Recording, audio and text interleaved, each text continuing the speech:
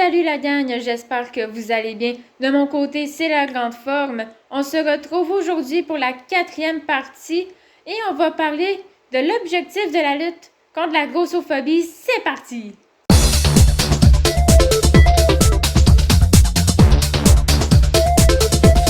Le but de la lutte, c'est qu'on reconnaisse les stéréotypes liés à ces personnes sont fausses et que ça empêche leur plein potentiel de développement social. On souhaite aussi qu'ils reconnaissent le mauvais traitement lié à ces personnes et les aider à les détecter.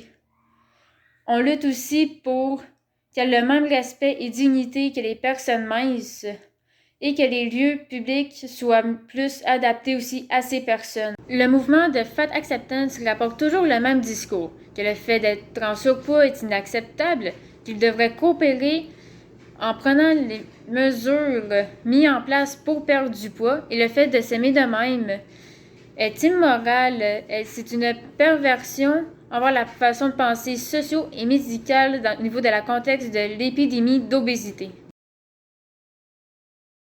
On n'est pas contre le fait d'être en santé, faire du sport, manger mieux. On est juste contre le fait que c'est une obligation.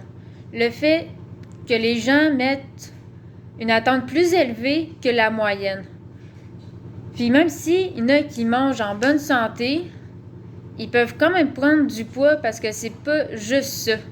Il y a plusieurs facteurs qui entourent ça, c'est de quoi de plus complexe. Donc, le fait de vouloir prendre soin de soi, c'est un choix, ça ne devrait pas être une obligation. Et puis, il y aura toujours des personnes minces et il y aura toujours des personnes grosses. Ça, c'est de quoi qu'il va falloir accepter parce qu'il y en aura toujours. On n'est pas contre le fait d'être en santé, faire du sport, manger mieux. On est juste contre le fait que c'est une obligation. Le fait que les gens mettent une attente plus élevée que la moyenne. Puis même s'il y en a qui mangent en bonne santé, ils peuvent quand même prendre du poids parce que c'est pas juste ça. Il y a plusieurs facteurs qui entourent ça, c'est de quoi de plus complexe. Donc, le fait de vouloir prendre soin de soi, c'est un choix, ça ne devrait pas être une obligation. Et puis, il y aura toujours des personnes minces et il y aura toujours des personnes grosses. Ça, c'est de quoi qu'il va falloir accepter parce qu'il y en aura toujours. Autant qu'il y a des personnes minces naturellement, autant qu'il y a des personnes grosses naturellement. Donc, il faut apprendre à accepter les deux. Pas juste plus un pour rejeter l'autre. Dans les deux cas, il y a du naturel. Donc, juste apprendre à les accepter puis arrêter de rejeter. Autant qu'il peut y avoir des risques à être en surpoids, autant qu'il peut y avoir des risques quand on embarque dans la quête de la minceur. Certains vont jamais être satisfaits de leur corps, qui vont tout le temps chercher à maigrir, que ça peut mener vers un trouble alimentaire en sous-poids, vers l'anorexie. Donc, un et l'autre a des risques. Le privilège de la minceur, c'est une sorte de grossophobie indirecte. Puis pour le résumer, c'est des privilèges que seules les personnes minces peuvent profiter en fait.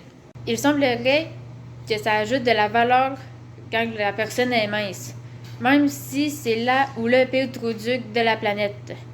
Donc du coup, pour eux, les portes vont être grandes ouvertes, alors que ces mêmes portes-là vont être fermées à double tour pour les personnes grosses. Pour les personnes minces, c'est plus facile de trouver des vêtements, que ce soit en magasin ou en ligne. Elles ne se font pas juger quand elles achètent du restaurant. Et les infrastructures dans les lieux publics, elles peuvent s'en servir plus facilement que les personnes en surpoids.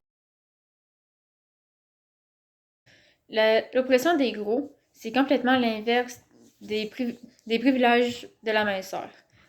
Ils se font prendre moins au sérieux. Ils ont plusieurs pénalités, que ce soit amoureuse, trouver du travail, trouver un vêtement. Et même quand ils vont au restaurant, ils se font juger. Et puis ça vient sûr avec le regard désagréable. Les infrastructures aussi sont moins bien adaptées pour eux, donc plus dur d'accès, plus dur d'utilisation. Ils sont rejetés et jugés et discriminés et pratiquement peu importe ce qu'ils font. Même si ces deux phénomènes peuvent se croiser, certaines personnes vont éviter le fait oppression, mais qui ne vont pas nécessairement pouvoir profiter des privilèges de la minceur ou ne seront pas conscients qu'ils peuvent en profiter. Donc, ils vont en profiter sans s'en rendre compte. La minceplication, c'est un médecin du dimanche qui explique à quelqu'un comment perdre du poids. Mais c'est pas parce qu'il y a une façon qui a marché pour toi que cette façon-là va marcher pour les autres. Chaque système est différent. La grosse application, c'est la même chose. C'est encore une fois un médecin du dimanche qui explique à une personne qui a pris du poids qu'est-ce qui s'est passé. Mais l'affaire, c'est qu'il connaît comme pas l'historique, qu'il connaît pas son passé. Et il y a une chance que la personne concernée dise que même lui, il sait pas qu'est-ce qui s'est passé et pour prendre du poids.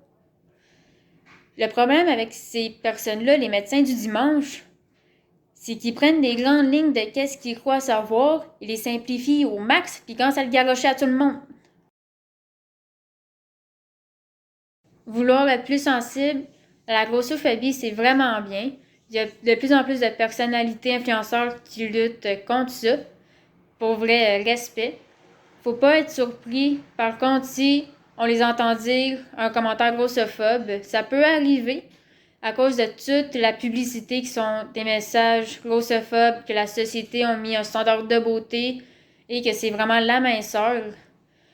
Donc, faut pas être surpris si il commence à dire un commentaire grossophobe parce qu'il n'y a pas de publicité qui lutte contre ça. Il n'y a pas rien pour sensibiliser et les gens. Aussi, pour prendre conscience, il faut commencer à admettre qu'on traîne ces personnes-là dans le bout, qu'on les rabaisse, rejette. Il faut commencer aussi à arrêter de parler d'eux comme si c'était juste... comme s'il n'y avait pas d'émotion, en fait. Et arrêter de dicter aux hommes que la beauté chez les femmes, c'est la minceur. Pareil pour les femmes, arrêter de leur dicter aux femmes que la beauté chez les hommes, c'est la minceur ou être musclé, n'importe quoi d'autre. Parce que là, il y a des personnes qui commencent à dire qu'ils sont répugnées par les personnes grosses. Et pour vrai, c'est vraiment triste parce que souvent, il manque de belles rencontres. Donc, j'encourage les gens à embarquer dans la lutte et j'encourage aussi les gens à continuer à lutter pour ceux qui sont déjà dans la lutte. Sur ce, je vous remercie d'avoir écouté la vidéo jusqu'au bout et j'espère vraiment qu'au fur et à mesure que vous écoutez la petite série de la grossophobie et votre mentalité commence à changer, que vous commencez à comprendre que c'est des humains eux aussi, qu'on n'a pas à les rabaisser. Sur ce, je vous invite à liker, partager, commenter, vous abonner et à la prochaine.